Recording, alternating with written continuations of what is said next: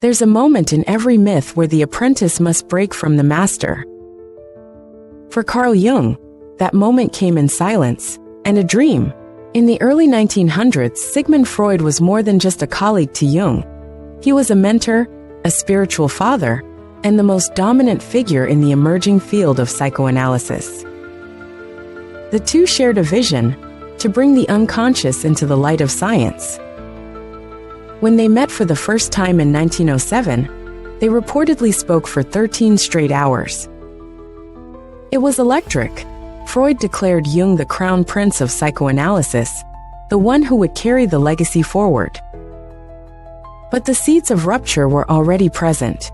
Jung was fascinated by mythology, spirituality, and the deep symbolic language of dreams, not just as neuroses to decode, but as truths to live by. Freud, on the other hand, insisted that sexuality was the root of all psychic life. He had built his theory of the unconscious on a foundation of repression and libido. Jung respected this, but he saw more. Much more. And then came the breaking point. It wasn't a fiery argument or a sudden betrayal. It was something far more intimate, a dream.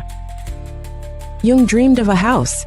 In the upper levels were elegant rooms, but as he descended deeper, he entered darker, older layers. Caverns, bones, fire, and finally a primitive chamber with 2 human skulls. When he told Freud about the dream, Freud dismissed it. Worse, he refused to interpret it. He said, "I cannot risk my authority." In that moment, something shattered. What do you do when your spiritual father tells you, "I will not go there with you"? In this video, we'll explore the profound and painful break between Jung and Freud. You'll see how it wasn't just a personal falling out, but a fork in the road for modern psychology itself. One path followed science, the other followed soul. Jung chose soul, and from that choice came the Red Book, the theory of archetypes, the collective unconscious, and an entirely new vision of what it means to be human.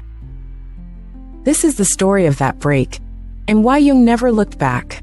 The partnership between Carl Jung and Sigmund Freud began with fire. When they met in Vienna in 1907, it was as if 2 stars had collided. Freud was the elder statesman of psychoanalysis, revolutionary, bold, and methodical. Jung, 16 years younger, was a rising force, equally brilliant but with a mystical streak. Freud saw Jung as the one who could legitimize psychoanalysis in the scientific community. Jung was not Jewish, unlike most of Freud's inner circle, and came from a prestigious background. More importantly, Jung was deeply invested in the exploration of the unconscious. The two became close, writing hundreds of letters, traveling together, even visiting America to lecture. At first, it seemed like a perfect alignment, but beneath the camaraderie, tensions brewed. Jung had grown up surrounded by myth, dream, and religious symbolism. His own mother claimed to speak with spirits, and Jung had early psychic experiences that never left him. His understanding of the psyche was not limited to neurosis or repressed sexuality. It stretched into symbols, rituals, and what he would later call the numinous. Freud, meanwhile, insisted on a strict framework. The unconscious was structured by repression, driven by libido, and the Oedipus complex was its central drama. Dreams, in Freud's eyes, were disguised wish fulfillments, nothing more. But Jung saw dreams as messages.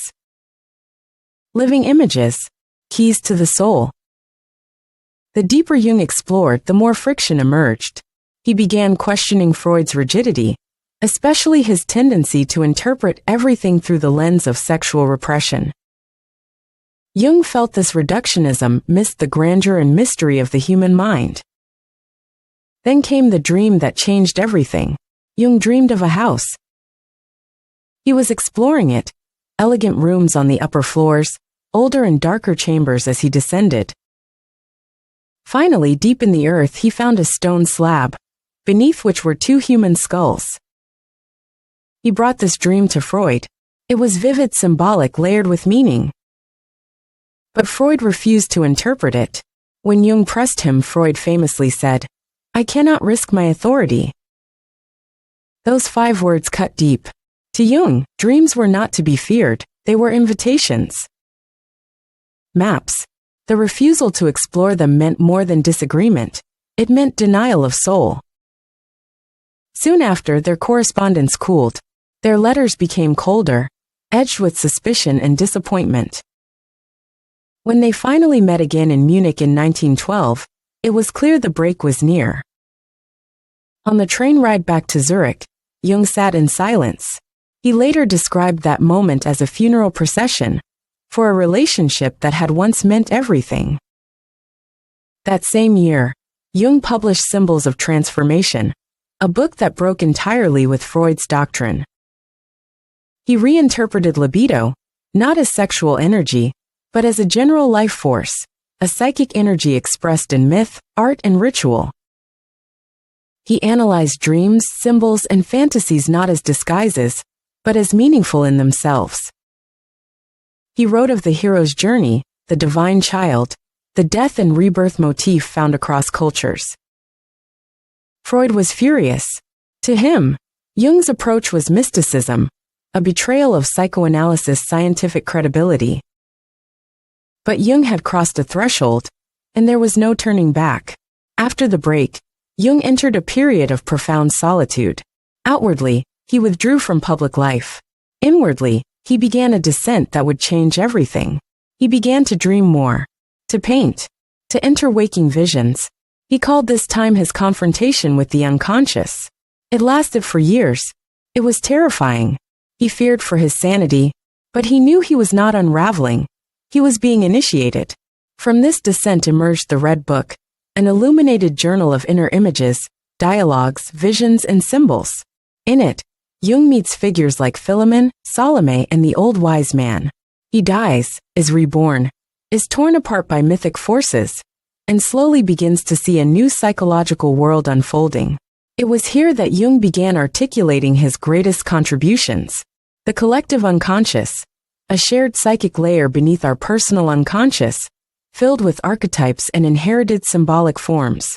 Archetypes, universal figures and patterns, the shadow, the hero, the wise old man, the anima and animus, that emerge in dreams, myths, and stories across time and cultures. Individuation, the lifelong psychological process of becoming whole, of integrating all aspects of the self, both conscious and unconscious. Freud never went there, and that was the essential divergence. Freud had mapped a brilliant portion of the mind, how repression and trauma shape us. But Jung saw further. He saw the unconscious not just as a basement, but as a cathedral, not just as something to tame, but as something to dialogue with. This was the rupture. This was why Jung walked away, because Freud had said, "I cannot risk my authority." But Jung, he was willing to risk everything. His career, his credibility, even his sanity. In doing so, he opened a door not just for himself, but for all of us, to dream deeper, to explore the soul, and to recognize that healing is not found in control, but in connection. In every myth, there comes a moment when the hero must leave the old world behind, not out of rebellion, but because the path has grown too narrow to hold what's coming next. For Jung, leaving Freud was that moment. He could have stayed. He could have protected his status, followed the rules, and inherited a powerful legacy. But he would have had to betray something far more sacred, his own experience. The dream of the house, the refusal to interpret it, the words, "I cannot risk my authority."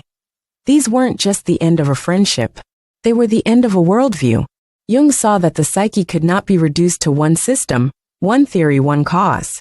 The unconscious, to him, was not a thing to be explained, but a mystery to be entered. And so he entered it. He chose to risk everything. And from that risk, he gave us something Freud never could, a vision of the soul that is symbolic, relational, and alive. Today, we still live in the tension they embodied. One voice says, "Control, define, explain." The other whispers, "Descend, listen, trust." Jung chose the second, and because he did, we now speak of archetypes, shadow work, dreams with meaning, synchronicity, and the self, not as illusions but as deep truths. So the real question is not who was right. The question is, what are you willing to risk for your own truth? When your soul speaks, will you silence it to keep your authority intact? Or will you, like Jung, walk away from the familiar and toward what is unknown but real? Because the journey of individuation demands this moment. The break, the silence, the yes. Jung never looked back. But in doing so, he gave us a map to move forward into ourselves.